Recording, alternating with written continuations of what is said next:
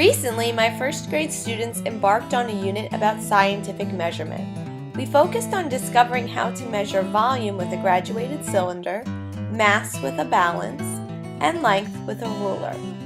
It was interesting to observe how different students progressed towards understanding these concepts. I found there was a wide range in my class's prior knowledge on this topic. Some students had experience with measurement and were able to describe situations in which they had seen somebody using a measuring tape, scale, or measuring cup.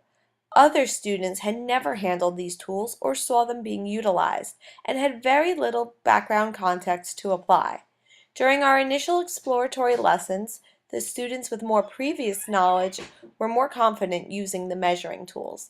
For one lesson, I challenged my class to decide which of three similarly sized cups held the most water using a bottle with lines drawn on it for measuring.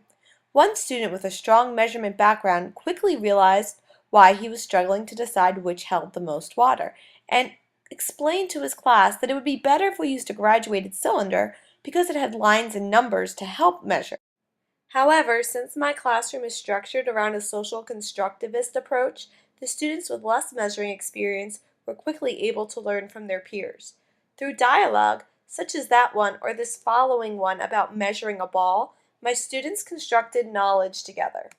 The grams is show me how to use the ball.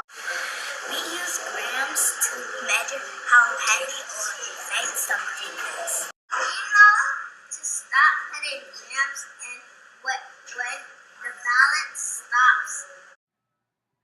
By observing the higher students, the ones who originally struggled learned how to manipulate and read the measurement tools. By the end of the unit, there was not much difference in their understanding of measurement between those who came in with prior knowledge and those who did not.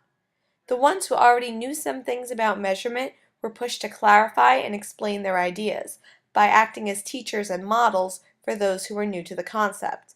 Additionally, the students who came in lacking experience with measurement were able to learn by observing and copying their peers and participating in rich discussions.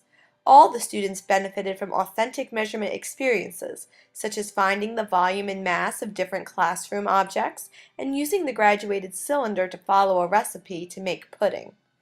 Additionally, all the students were introduced to information that was new to them, regardless of their previous experience, such as including units when they measure. The learning that occurred during this unit illustrates how social constructivist strategies such as dialogue, observation of more skilled peers, and meaningful real-world applications of content can overcome an initial disparity in students' background knowledge.